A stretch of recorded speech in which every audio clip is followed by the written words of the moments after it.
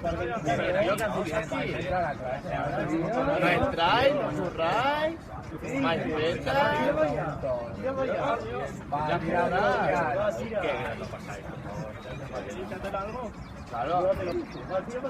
Y bueno, por ahí viene un profesor. Aquí llegamos tarde, que Una cosa, que están aquí, se me ha pesado y habíamos pensado que le hagan un vídeo de votación. ¿Creo que son colegas vuestros? Sí, que están aquí, se han sentado cenando todas las mañanas. Pues sí, hombre, si os apetece, aquí la verdad es que hacemos cosas que os pueden interesar. ¿Por qué no pegáis un vistazo? Bueno, venga, hombre, animaros, entráis un momento si queréis, os echamos las instalaciones. Calefacción y, hombre, de todo. Y además chicas muy guapas. Venga, animaros un poco. Chicas. Vale, venga.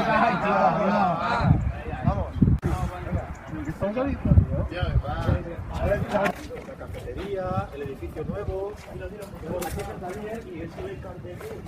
Bueno, pues esto es que participamos en un proyecto internacional que se llama Erasmus, que es muy interesante.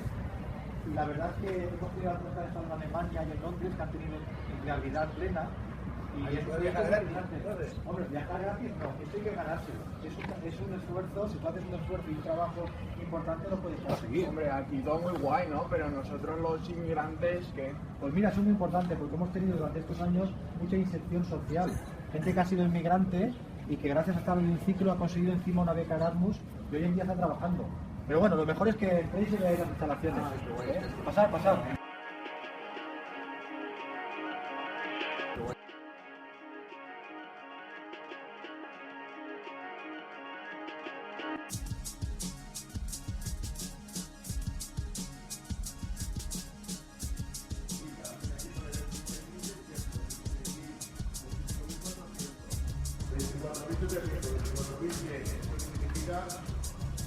¿Eso por qué tal?